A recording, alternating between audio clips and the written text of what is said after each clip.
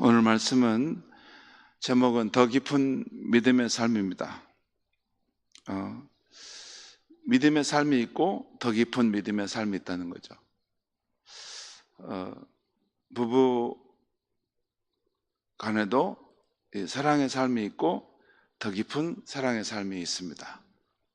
더 깊은 사랑의 삶이 있어요. 그러니까 처음 사랑이 다 사그라졌을 때, 이제 감정이 다 사라졌을 때, 감정이 지나가고 이제 의지로 이제 사랑하는 삶의 단계로 들어가는 것, 이게 두 번째 사랑의 삶인데, 아무튼 두 번째 사랑의 삶도 첫 번째 사랑 못지않게 의미가 있고 아주 특별한 또 사랑의 모습이 나타날 수 있어요. 마찬가지로 믿음의 삶이 있고 더 깊은 믿음의 삶이라는 게 있어요. 그러니까 처음에 말하는 믿음의 삶은 사람의 노력으로 이루어가는 믿음의 삶이라면, 두 번째 더 깊은 믿음의 삶이라는 것은 사람의 노력을 초월하는 하나님의 능력에 힘을 입는 삶, 그게 믿음의 삶입니다. 여러분, 세상에서는 이렇게 말하면 별로 신빙성이 없는 말이에요. 왜냐하면 세상은 사람들의 삶이 전부이고 그 외에는 없습니다.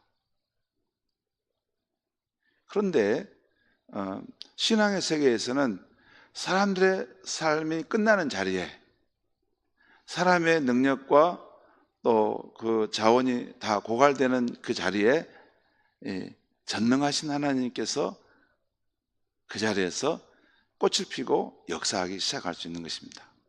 그것이 신앙의 세계입니다. 그러니까 이렇게 믿음의 삶도 귀하고 더 깊은 믿음의 삶도 귀합니다.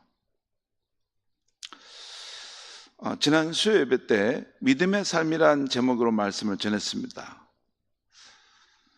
믿음의 삶 가운데 좀 더 좁혀서 구원 얻는 믿음에 대해서 말씀을 드렸습니다.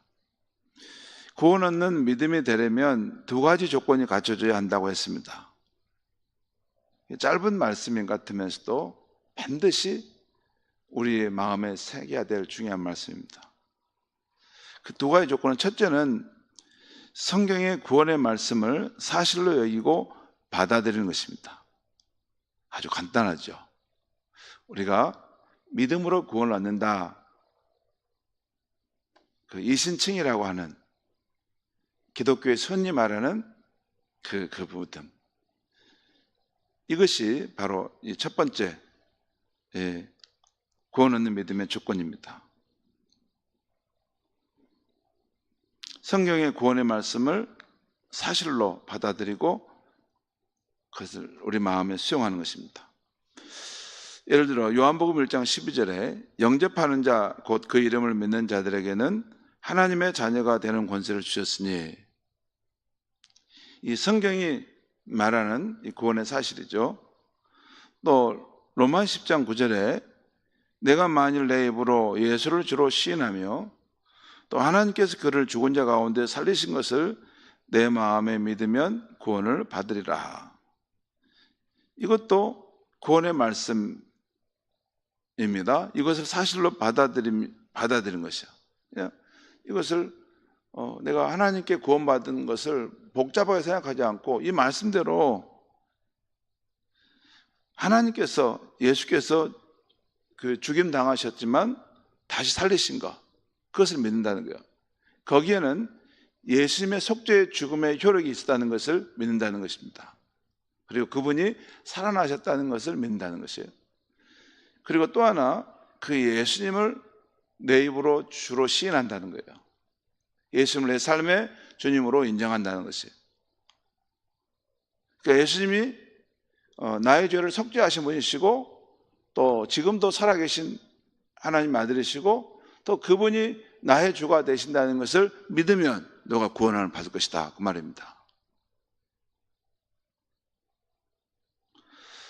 그러니까 이런 말씀들은 하나님의 은혜로운 초대인데, 이 은혜로운 초대를 받아들이려면 기독교에서는 첫 번째 회개하고, 두 번째는 구원자 예수를 믿고, 세 번째는 예수를 주로 믿고 따르는 삶을 살 때, 그것이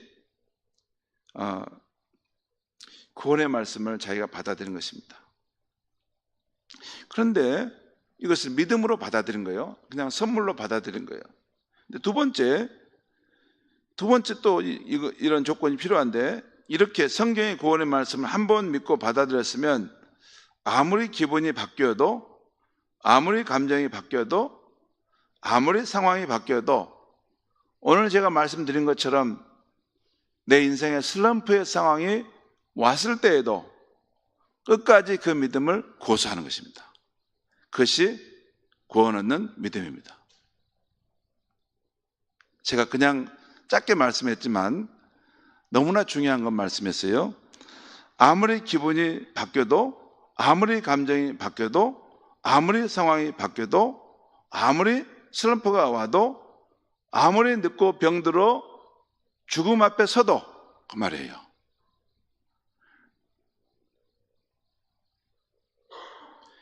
그런 상황에서도 처음 받아들였던 믿음, 처음 믿고 갖게 된 그 믿음을 고수하는 것, 이것이 구원 얻는 믿음인 것입니다. 지난주에 제가 한 예를 들었죠. 한 선보는 남자가 나갔는데 분명히 그 선보게 될 여인에 대해서 사전 정보를 들었는데 거짓말도 잘하고 변덕도 심하다는 것을 알고 있었기 때문에 마지못해 나가지만, 나가면 반드시 이 사람을 퇴짜놔야 되겠다, 이렇게 하고 나갔는데, 나가보니까 얼굴이 너무나 예쁘고 아름다운 거예요. 그래서 뭐 도파민이 나와가지고 갑자기 감정이 막 요동쳐가지고, 분명히 자기가 지성적으로 알고 있는데 그쪽으로 알고 안 가고 감정적으로 이렇게 휘둘러서 가버린 거예요. 넘어가 버린 거죠. 그 청년은 아무리 감정이 바뀌어도 처음 믿음을 고수해야 되는데 그렇지 못하고 넘어간 거예요. 그 이후에 그 청년의 삶은 고달팠다, 이렇게 나옵니다.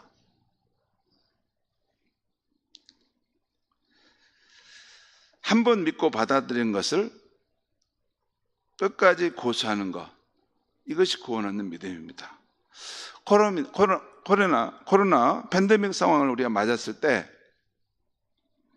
사실 코로나 팬데믹 기간에 신자들은, 교회 다니는 사람들은 두 부류로 나눠졌어요. 이것은 통계 자료가 나와요. 많은 사람들이 교회를 떠났고, 또 많은 사람들이 더 신앙이 깊어졌어요. 무슨 말인지 이해가세요? 이 코로나 팬데믹 상황이 왔을 때, 이것이 폭탄이 떨어진 것처럼 교회에 딱 떨어졌을 때,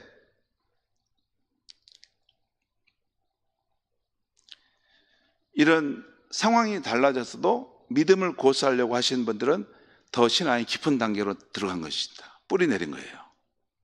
실제 통계가 나옵니다. 근데 반대로 이 코로나라는 폭탄이 교회 안에 떨어졌을 때, 그렇지 않아도 믿음이 간달간달하고 그냥 교회를 그냥 이렇게 형식적으로만 다녔던 분은 이 사회 분위기가 이렇게 되는 거예요. 안 가도 되는구나. 이게 교회 안 나가도 좀 빠져도 좀 되는구나. 이런 것에 상황을 봐가지고 그렇게 자꾸 분위기를 잡아가다 보니까 점점 믿음이 사라져버리고 없어져 버린 쪽으로 가버린 거예요.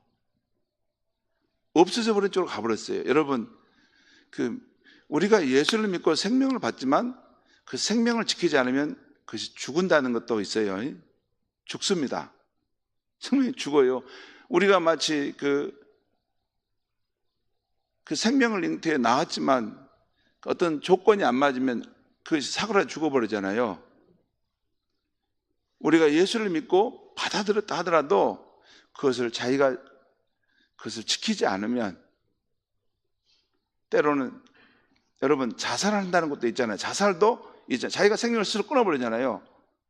스스로가 그게 신앙의 길을 끊어버리고 안 나와버려 그냥 가버려요. 그런 것은 자살, 영적인 자살과 같대요. 어디서 누가 그런 말을 했으면 모르겠는데 한 번 믿으면 영원한 구원이다 이렇게 말해가지고 이 신앙인의 삶을 굉장히 잘못된 길로 가게 하는데 아닙니다. 구원은 시작과 여정을 거쳐서 마지막 완성의 길을 향해서 계속 가는 것입니다. 구원은 시작과 그 중간 과정을 거쳐서 마지막 완성을 이루어가는 것입니다. 마지막 가야지 그 구원을 이루어가는 것입니다. 물론 하나님의 그 전능하신 능력이 우리의 삶을 붙들고 있기 때문에 우리가 쓰러지고 넘어져도 우리를 구원해 내실 것이라는 이런 믿음을 갖고 있어요, 우리가. 하지만 그렇다고 하더라도 우리가 신자인 우리가 그것을 그냥 구원을 따놓은 당상으로처럼 여기고 한번 믿으면 당연히 구원받겠지. 그것은 성경이 말하는 바가 아닙니다. 성경은 처음부터 끝까지 구원을 향해서는 두렵고 떨리는 마음으로 하나님 앞에 늘 나아가는 것이 구원을 향한 삶이에요. 그러니까 코로나 기간 동안에 나는 교회를 나오셨던 분들 가운데 많은 분들이 이게 떠나가고 그 가졌던 신앙조차도 사라져버렸어요. 없어요. 저는 그런 거 보면 너무나 슬프고 가슴이 아파요. 중요한 것은 이 구원 얻는 믿음이라는 것은 한번 믿고 받아들인 것은 어떤 상황이 오고 어떤 그런 감정과 기분에 휩싸여도 끝까지 고수하겠다고 하는 그 믿음, 그게 구원 얻는 믿음입니다. 그리고 한번 갖게 된 우리의 믿음을 고수하기 위해서는 훈련이 필요한 것입니다. 첫 번째는 우리의 기분은 늘 바뀌게 마련이라는 사실을 인정하는 거예요. 우리의 기분과 감정은 늘 요동친다는 거예요. 마치 흐르는 물과 같은 그런 것이라는 거예요. 거기에 믿음을 심었으니 늘 요동치는 거죠. 그래서 두 번째 필요한 것은 우리가 믿고 받아들인 구원의 말씀들을 날마다 조금씩이라도 시간을 내어 우리의 마음에 새겨 나가야 하는 것입니다. 이게 건강한 믿음의 삶이에요. 그래, 한번 믿었으니까, 한번 정신적으로 내가 이걸 받아들였으니까 당연히 이렇게 나는 믿음을 갖고 있겠지. 그건 자기 착각입니다. 여러분요, 제가 지난주에 말씀드렸죠. 처음에 교회에 나와서 이렇게 새신자 교육을 맡고 이제 그 믿음을 갖고 세례까지 받은 사람도 어떤 일이 집에 가면 일어나겠다 했어요? 예수 안 믿는 그런 온 집안 가운데 있어 막 그 핍박으로 반대를 하잖아요. 그러죠. 그리고 또 사회생활 하다 보면 야, 처음부터 내가 예수를 안 믿으면 더 나을 텐데 믿어가지고 내 마음대로 못하네 이제. 그래가지고 유혹을 받아서 막 이렇게 우리를 흔들려고 하잖아요. 그런 상황이 있지 않아요? 그래서 처음에 믿음을 포기하기만 하려고 하는 그런 상황들이, 유혹들이 늘 일어나는 거죠. 그렇기 때문에 우리가 한번 믿고 받아들인 것을, 그것을 그 구원의 말씀, 그 믿음을 견제하기 위해서 날마다 시간을 내서 자기 마음에 그 구원의 말씀을 새기고 가까이 하는 것이 필요한 것입니다. 이를 위해서 우리는 매일 자신만의 기도를 하고 또 성경과 경건서적을 읽는 것입니다. 그리고 교회에 나와 예배하는 것입니다. 교회에 나와 예배하는 만큼 구원에 대한 말씀이 확실하게 전파되는 시간이 또 없죠. 그래서 예배를 드리는 사람들은 계속 그 마음에 그러한 구원 얻는 믿음이 상승되어 가고 있다는 것입니다. 다시 말해서 우리가 받아들인 성경의 지식들을, 성경의 진리들을 지속적으로 상기하는 것입니다. 가만히 내버려 두는데도 스스로 우리의 마음속에 살아남을 수 있는 믿음이란 없는 것입니다. 제가 이전에는 그런 말씀을 안 했어요. 근데 이제는 분명히 말씀을 드려야 되겠어요. 왜냐하면 그냥 저절로 알아서 믿음이란 것이 계속 유지되고 믿음이란 것이 살아있고 믿음이란 것이 준비돼가지고 내가 천국에 갈 때도 그 믿음이 나를 지켜줄 수 있는 믿음이 될 것인가? 그것은 아니에요. 우리 생각대로 안 될 수 있어요. 한 번 갖게 된 우리의 믿음을 계속 북돋워 줘야 되는 것입니다. 그래야지 마지막 생을 숨이 꼴따닥 넘어가는 순간에도 나는 예수 그리스도를 믿음으로 죽노라 라고 고백하며 죽는 것입니다. 아무 생각 없이 죽어버리고 그렇지 않습니다. 믿음을 갖고 가는 것입니다. 그러면 그 믿음은 어떻게 준비되냐? 늘 날마다 조금씩이라도 시간을 내서 자기 마음속에 그 구원의 말씀, 생명의 말씀을 자기 마음속에 늘 가까이 하고 새기는 것입니다. 그것이 안전한 구원받는 믿음이 되는 것입니다. 절대 잊어서는 안 되는 것, 한 번 우리가 믿었다고 해서 그것이 자동적으로 계속 그것이 유지될 것이다? 그렇지 않습니다. 여러분, 그렇지 않고 떠나간 사람들 저는 너무나 많이 봤어요. 그리고 분명히 저분의 믿음은 간달간달하는데 저렇게 믿음 생활하시면 안 될 텐데 그 하다 지켜가면서 이렇게 하다가 어느 순간 좀 큰 시련과 어려움을 당하니까 금방 떨어져 나가버려요. 저는 우리 그런 실패하고 넘어진 경우도 저는 구원받을 수 있다고 저는 생각해요. 왜냐하면 우리 사람이 그 말할 수 없어요. 그렇지만 위험한 상황에 놓이는 것은 사실이에요.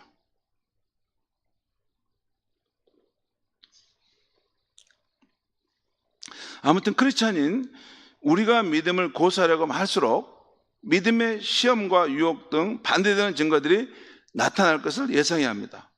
그리고 그럴수록 우리는 한번 믿기로 한 신실하신 하나님과 그의 구원의 말씀에 대해서 더욱 믿음을 고수해 가야 하는 것이에요. 두 가지입니다. 구원하는 믿음이라는 것은 한번 믿고 받아들이는 것도 필요하지만 한번 믿기로 하고 거기에 자기의 삶을 건 것은, 자기 인생을 건 것은 그 믿음을 끝까지 지켜내기 위해서 고수하는 것이 필요하다 그 말입니다. 그것이 구원하는 믿음이라는 거예요. 여러분, 저는 위험한 그런 상태에서 하나님 앞에 가지 말고 안전한 모습으로 하나님 앞에 갈 수 있기를 바라기 때문에 이 말씀을 드리는 거예요. 우리 보통 기독교에서는 너무 값싼 이 믿음, 복음이 전파돼서 무조건 한 번 믿으면 구원받았다라고 해서 이신칭의를 너무 그쪽만 생각하는데 아닙니다. 동시에 그 믿음은 고수하는 그런 믿음으로서 준비될 때 안전한 그런 구원하는 믿음이 될 줄 믿습니다.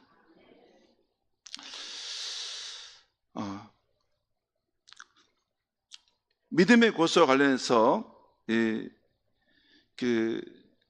관련된 신앙의 인물들의 신뢰들은 많죠. 성경에 많은데 대표적인 사람이 바벨론 군대의 침공으로 인해서 그 어려움 가운데 있을 때 하박국 선지자가 그 믿음의 시험을 받죠.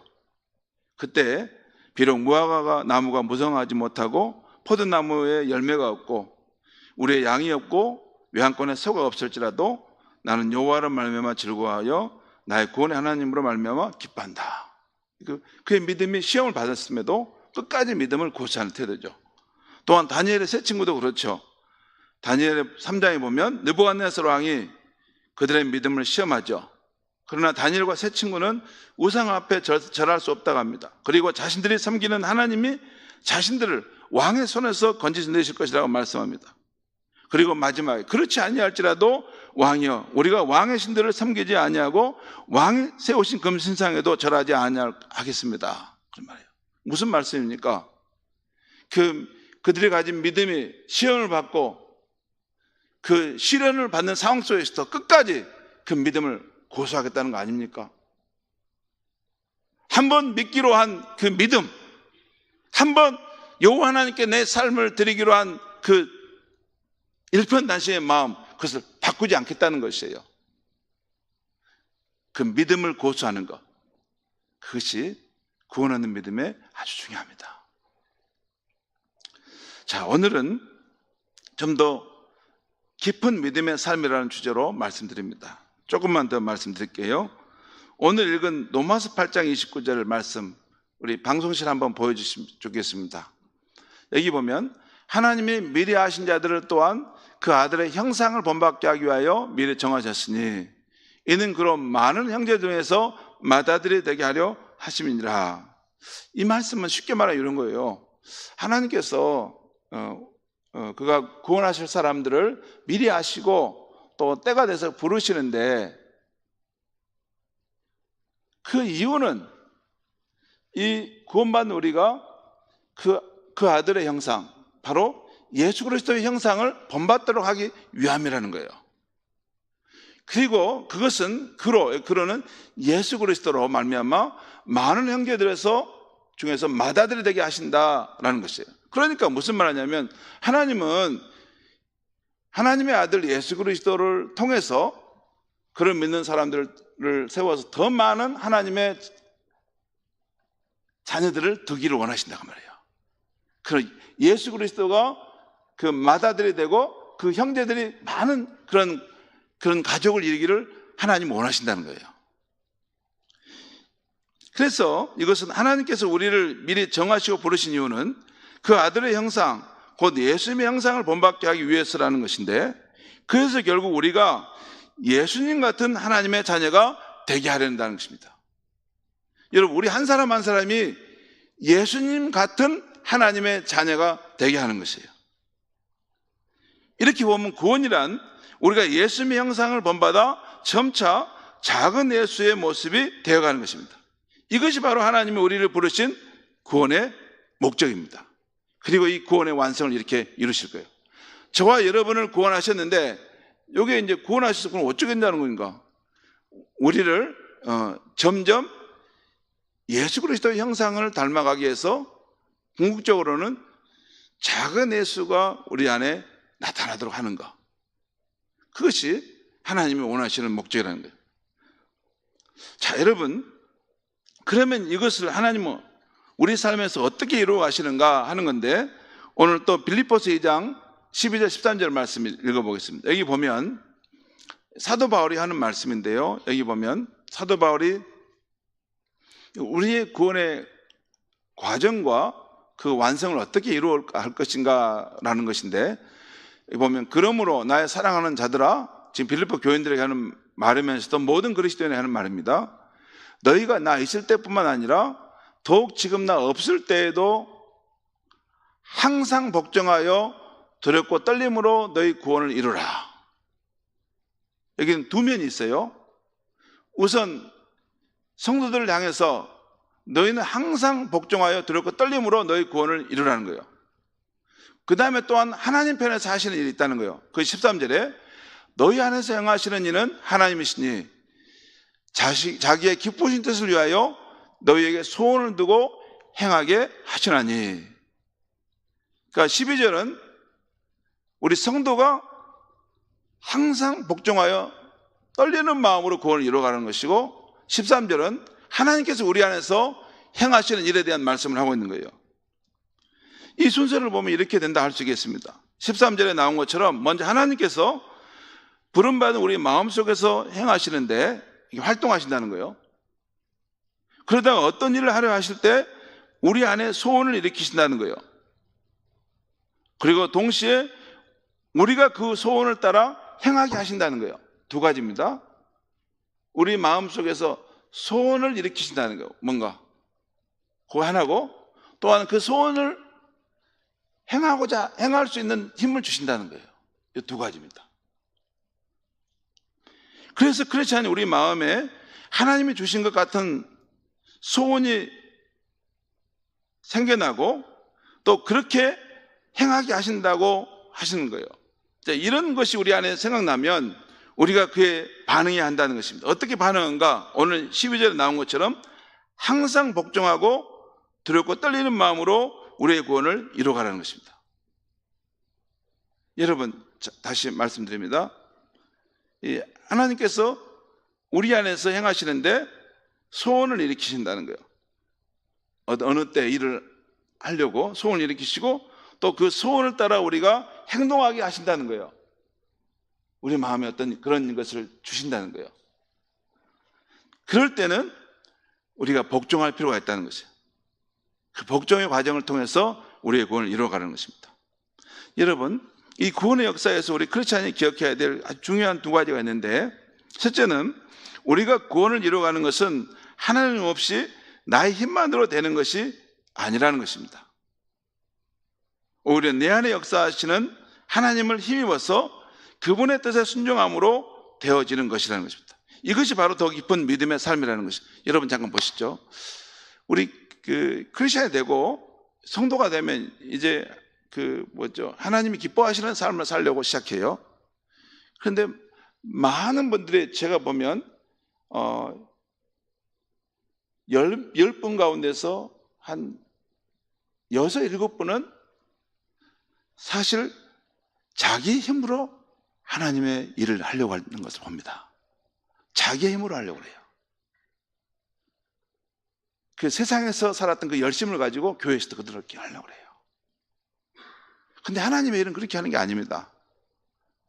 자기의 힘으로 하는 게 아니고 하나님께서 우리 안에서 역사하셔서 그 힘을 하려고 하시는 힘을, 소원을 일으키시고 우리가 그걸 행하고자 하시는 것을 나타내시면서 우리가 거기에 동참하기를 원하신다는 거예요.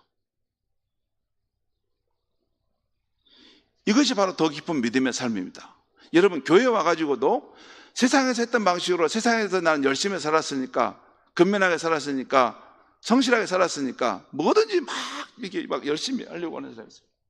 그것은 하나님 없이 자기의 힘으로 무엇을 이루고 있는 거예요. 근데 하나님의 세계는 그렇지 않습니다. 하나님의 세계는 하나님께서 우리 안에서 이렇게 역사하시고 소원을 두고 행하시며 그것이 우리가 행하게 하도록 하시는 그 역사가 있는데 그것을 분별하고 거기에 따라서 행함으로써 하나님의 일들이 우리 삶에 이루어지게 하신다는 거예요. 이게 하나님이라는 방식이에요. 이 부분이 중요한 겁니다. 더 깊은 믿음의 삶이란, 여러분 앞에 믿음의 삶을 말했죠.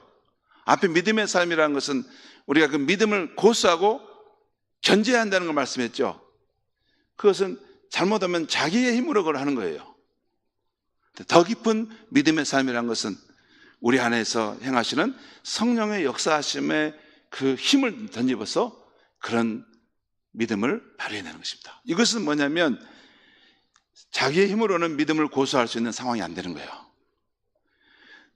내 힘으로는, 내 상황은 이제 에너지가 다 방전되어서 끝이에요. 더 이상 움직일 수 없어요. 하지만 내 안에서 역사하시는 하나님의 그 능력을 따라서 거기 나를 맡기면서 하나님의 일에 동참하는 삶을 사는 것이죠. 그것이 더 깊은 믿음의 삶입니다. 내가 이루어가는 것이 아니라 성령 하나님께서 이루어가시는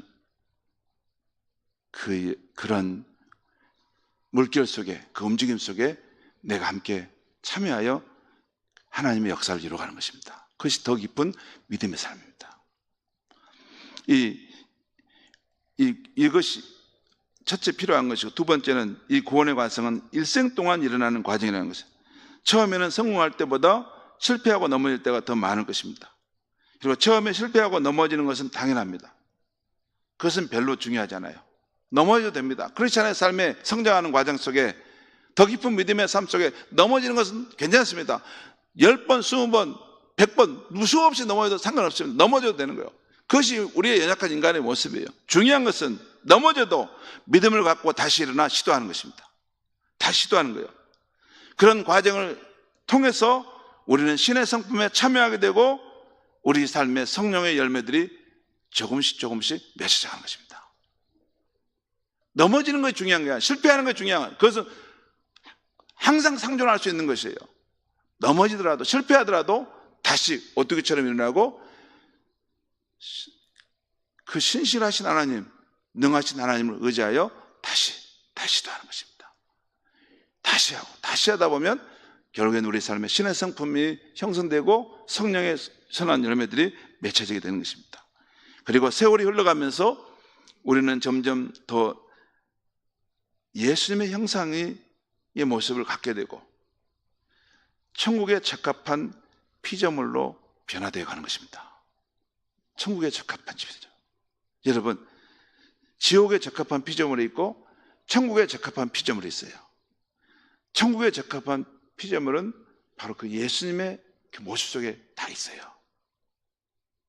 그것을 바로 이 땅에서부터 우리가 처음에 구원 받았을 때 그 구원의 시작을 통해서 그런 과정을 거쳐서 계속해서 구원의 완성을 이루는데, 궁극적으로 하나님은 우리를 부르셔서 예수님 같은 그런 하나님의 사람이 되기를 원하신다는 거예요. 그것이 구원의 완성입니다. 그런 과정이 더 깊은 믿음의 삶인 것입니다. 마지막 한 가지만 말씀드리고 마치겠습니다. 우리 성도님들은 보통 보면 무슨 행위를 하는 것을 중요히 생각하는데 그것은 우리 생각입니다. 하나님은 행위보다 더 중요한 것은 우리 안에 어떤 성품이 형성되어 가느냐가 더 중요해요. 하나님과 관계를 맺고 하나님 아들 예수님의 그 특질과 그 성품이 우리 안에 형성되어 가느냐 하는 것이 하나님에게는 더 깊은 관심사항입니다. 그래서 궁극적으로 그런 삶은 하나님을 의지하는 그런 더 깊은 믿음의 삶을 통해서 우리가 예수님과 같은 그런 사람으로, 그 특질의 사람으로 변화되어 가는 것입니다. 그것이 저와 여러분을 예수님 안에서 부르신 하는 이유인 것입니다. 기도하겠습니다. 하나님 아버지, 오늘 이 밤에 함께 나와서 말씀을 듣고 우리가 믿음의 삶을 사는 것은 어떤 것인지, 바로 한번